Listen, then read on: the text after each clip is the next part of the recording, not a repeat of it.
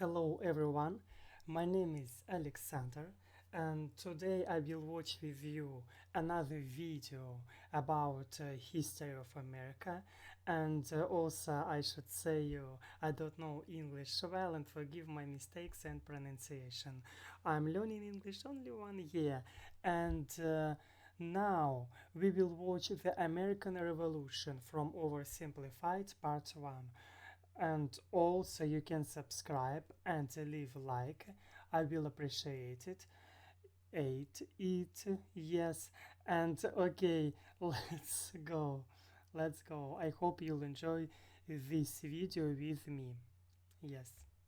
Holy smokes! Christopher Columbus, that is no way to address the King and Queen of Spain. What is wrong with you? Okay, so you know how we're looking for a new trade route to India, right? Right. And the Earth is round, right? Right. So I'm thinking we can just sail the other way around the planet, right? Yeah. So I set sail, right? And I reach India, right? Right. Wrong. Wrong. I did not reach India. I did not. Alright, no. Alright, get to the point. Did you know there's a whole nother freaking continent out there? Okay, and you think I should care about this? Why? Oh, I'm sorry. Did I forget to mention there's gold everywhere? Gold?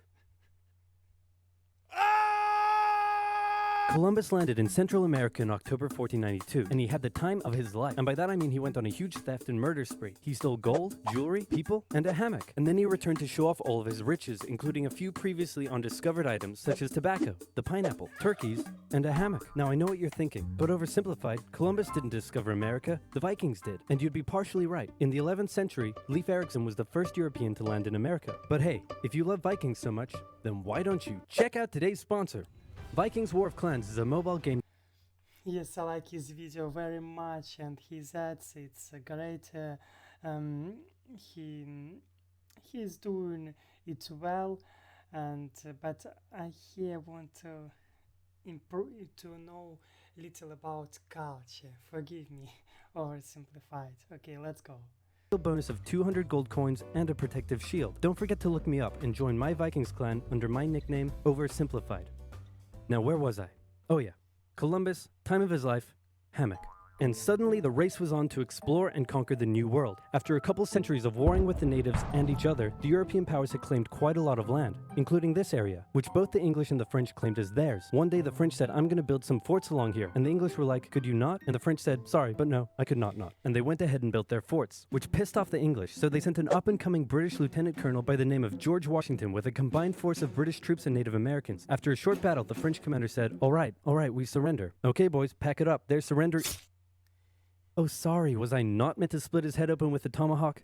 Don't worry, it's not like this will start a 7-year-long major global conflict. And what happened next was a 7-year-long major global conflict, which Great Britain won. At the peace negotiations, Spain gave up Florida, while France gave up all of its territories in North America. But Britain's victory came at a cost, a £60 million cost. They were now broke, in a lot of debt, and had to come up with some way to repay it. So they went to the colonies and said, okay, listen up. So a huge part of the war was spent protecting you from the French, and now we have no money because of it. So I'm not sure what you're saying here. Okay, so we spent a lot of money protecting you from the French, right? Right. And now we're broke. That certainly is a pickle. Listen to me. We spent all of our money protecting you, and now we need money. Can you please pay us back some money? No. Okay, we're just gonna go ahead and tax you. In 1764, Britain introduced the Sugar Act, forcing the colonists to import sugar and molasses exclusively from the British and to pay duties on them. Then a year later, they introduced the extremely controversial Stamp Act, and it worked a little something like this. Hello, shopkeep. Hello, Mr. Bungleberry. Here's the deed for your new shack. Stamp. That'll be 3 pence, please. Wait, what was that? It's the new tax. I get a stamp on any paper or documentation I make, and you have to pay for it. Would you like to see this pamphlet that explains everything? Yes, please. Okay. Stamp. 2 pence, please. This is awful. You know what? Just give me a deck of cards so I can go gamble my pain away. Okay. No. Don't do it. Stamp. Obviously, the colonists were like, hey my dudes, this new tax legislation right here, this is BS. Until now they had enjoyed relative freedom to rule themselves, and now suddenly Britain was asserting its control. They were especially unhappy because they didn't have any representatives in the parliament that was levying taxes on them. So they protested. Orators gave fiery speeches. British goods were boycotted, and anyone loyal to the British found themselves increasingly harassed. The whole thing actually began to take quite a toll on British business, and after just a couple years, the British were forced to repeal the Stamp Act. But we still desperately need money. What should we do? We could try taxing the colonies. Great idea. Wait, didn't we literally just try that and it failed miserably? Man, Look at me. I look fabulous. Have you ever seen such a handsome boy? No siree, Georgie. No way. You're the handsomest, smartest, most popular king that ever lived, and everybody likes you. You're doing such a good job. Your Majesty? Oh, you're still here. Get the hell out. So in 1766, the British made a declaration saying, we can do what we want because we're... I like his sense of humor. He's always do it perfect. Yes, and sometimes I think queens and kings really don't think about people, about real people. And I think sometimes government don't think about their people. Yes, it's a problem. Yeah. We're in charge, and you can all go suck it. Then they levied a whole bunch of new taxes on the Americans via import duties. Glass? There's a tax for that. Lead? There's a tax for that. Paper? Tea? Oil? There's a tax for that. And once again, the Americans boycotted British goods, British business felt the pinch, and the British had to back down. Alright, this is ridiculous. They're my colonies, and I have to be able to assert my control. Repeal all the new taxes except for the one on tea. Also send 1,000 troops to Boston to take control. Oh, and make the colonists pay for them. And as British troops arrived, the tension in Boston was palpable. You could cut it with a knife, and it was all about to come to a head. On March 5th, a band of local patriots began heckling a British guard at the customs house. More and more Americans joined in the heckling, while more British troops turned up in support of their comrade. Snowballs were thrown at the British. The snowballs turned to rocks, the rocks to oyster shells. The soldiers, outnumbered, panicked. One thing leads to another, and you can see where this is going. 5 civilians were killed. The Patriot press throughout the colonies declared the Boston Massacre an unwarranted crime committed against the people of Boston by the cruel British, and the anger continued to grow. A British revenue schooner that ran aground in Rhode Island was burned by the locals. When it came to light that the governor of Massachusetts supported the suppression of the colonists, his house was burned by the locals. And next, the colonists would set their sights on the remaining tax on tea. On December 16, 1773, a band of patriots known as the Sons of Liberty disguised themselves as Native Americans, marched down to Boston Harbor, boarded a British merchant ship loaded with tea, and in front of thousands of spectators, threw nearly 10,000 pounds worth of tea overboard. The British were disgusted, and they punished Massachusetts with a vengeance. They dissolved its General Assembly, revoked their charter, and sent 3,000 more troops to occupy the city, meaning Boston and Massachusetts were now essentially under the direct rule of Great Britain. And oh boy, were the people pissed. The other colonies saw what was happening and worried they might be next. So they called a brain trust to decide what to do.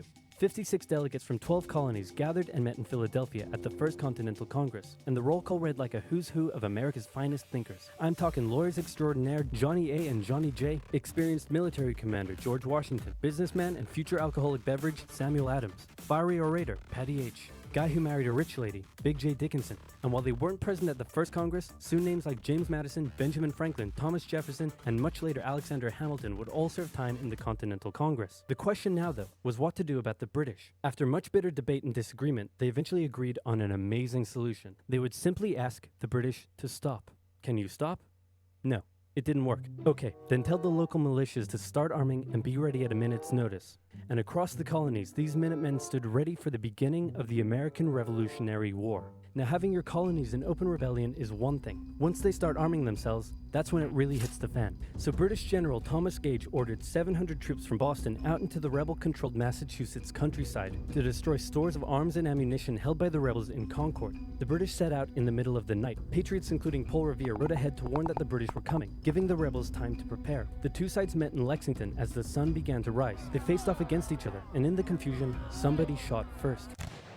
The shot heard around the world marked the beginning of the American War of Independence. The rebels were outnumbered and had to fall back to Concord as the British split up to search for rebel supplies. However, more and more Patriot rebels kept showing up, and this time it was the British who were outnumbered as more fighting kicked off in Concord. The most professional army in the world was forced to flee back to Boston at the hands of local, poorly trained militiamen. And all along the British route back to Boston, Patriot rebels continued to gather and open fire on the retreating British. When the British reached Boston, the rebel militias surrounded them. Boston and the British were now under siege as small land and naval skirmishes continued around the city.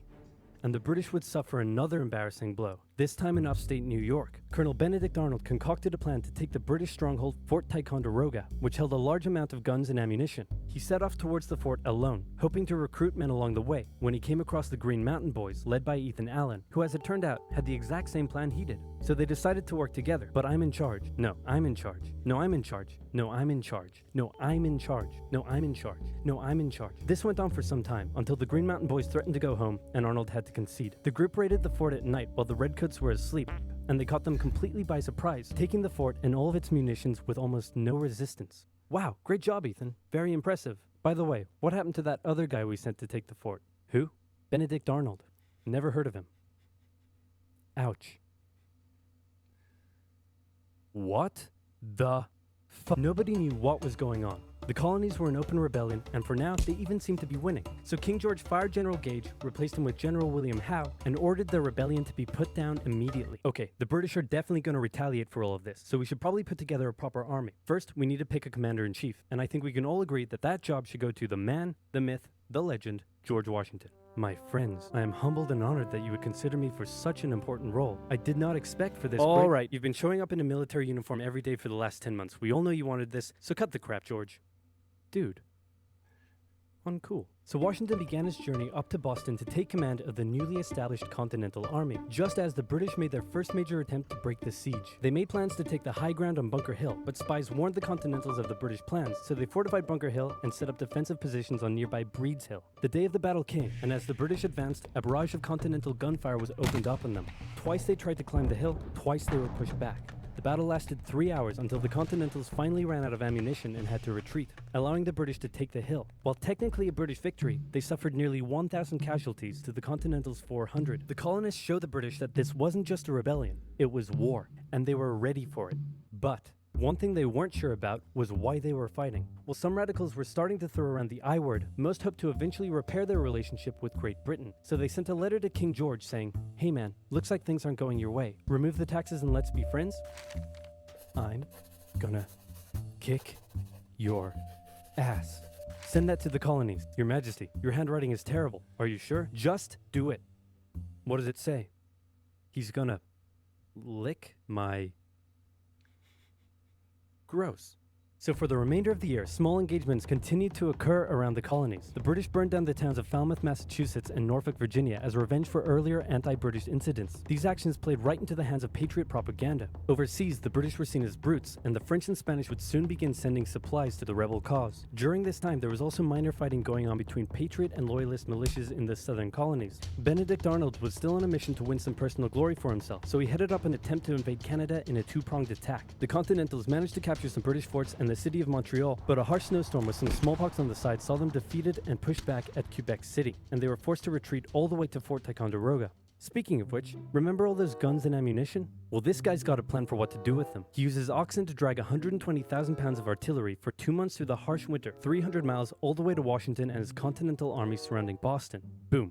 Washington's got himself some big guns, which is fortunate because up until now his army had been suffering through the cold winter, not knowing when the siege would end. Now, they could make a move. Washington wanted to launch a full assault on the city, but his junior officers felt the British were too fortified, and to his credit, Washington was great at hearing and taking on board the ideas of others. Instead, the Continentals worked through the night setting the guns up on Dorchester Heights, overlooking the city, and when dawn broke and the British saw the guns, they knew they were toast. Their positions were completely exposed. It was checkmate. They had no choice but to abandon the city. 120 ships carried 9,000 redcoats and 2,000 loyalists away to an unknown fate, and Washington had his first victory of the war. Washington then moved his army to New York, knowing that when the British returned, they would probably land there. In the meantime, a friendly-looking old man by the name of Thomas Paine had written and published a pamphlet called Common Sense, in which he advocated for total independence from Great Britain. It spread across the colonies like wildfire, and to this day remains the best-selling title in America. It was read aloud in taverns and meeting halls, and brought the idea of independence into the mainstream. Congress began to seriously consider the idea. Thomas Jefferson was selected to write up an official Declaration of Independence, and he went hard, writing that all men are created equal, with certain inalienable rights, including life, liberty, and the pursuit of happiness. Of course, Jefferson had over 100 slaves, but we don't have to talk about that. On the 2nd of July, Congress voted unanimously in favor of independence, and John Adams declared that the 2nd of July would go down as the most remembered day in American history. Then a couple days later, independence actually came into effect. The United States of America was born. There was no turning back now. The Americans tore down a statue of King George in New York and melted him down into 42,000 musket balls. To the British, it was treason, and if the king had his way, Washington and all of Congress would be hung. Speaking of the British, guess who's back? The king sent an intimidating force of 130 warships and 25,000 men to New York. Washington knew that taking on the most powerful military in the world wouldn't be easy. The British set up camp on Staten Island as the Americans dug into defensive positions around Brooklyn Heights, waiting for an attack to come. But the British just waited, wearing down their opponent's nerve while building their own strength. At one point, they launched a big scary artillery barrage and then said, you know, if I was you right now, I'd probably sue for peace. But Washington told them to shove it. The Americans kept holding out for what was coming, and when they finally hit, they hit hard. 15,000 British troops approached the American position, and the two sides fired on each other in massive rows. But what the Americans didn't realize was they were only fighting a decoy. The main British force was going around to flank the Americans from behind, and when they arrived, they inflicted heavy casualties. The Americans panicked and retreated back to Brooklyn Heights, where they then found themselves trapped between the British army and the river. It looked as though the war was already lost, but luckily, instead of attacking, the British decided to dig in for a siege, and then a thick fog set in, allowing Washington's army to escape across the river unimpeded. The British continued to chase and engage the Americans up Manhattan, and the Americans suffered defeat after defeat after defeat. It was a disaster. Washington's leadership was called into question, as thousands of American POWs were left to rot as traitors. Washington's army fled through New Jersey all the way down to Pennsylvania. Rarely had an army been so badly beaten, yet survived to fight another day. Oh my god, it was very informative video. I think Oversimplified to do only informative videos, and it's perfect for me. Now I little understand. I'm getting understand about history of America and this revolution, the American Revolution. Of course, it is also fight for rights, fight for freedom, and it is maybe good fight. Of course, no, always fight. It is bad. It's bad decision. But sometimes when we speak, when we saw history, we understand what it is sometimes a need for us. Sometimes fight it was what we need. Yes, and sorry please for my mistakes. Yes, I'm trying to speak. For me it's difficult. It's very difficult because I can't speak in English. Yes, and you can leave for my heart thoughts. Leave me like and also subscribe. I'll very appreciate it. And see you next time. Bye bye.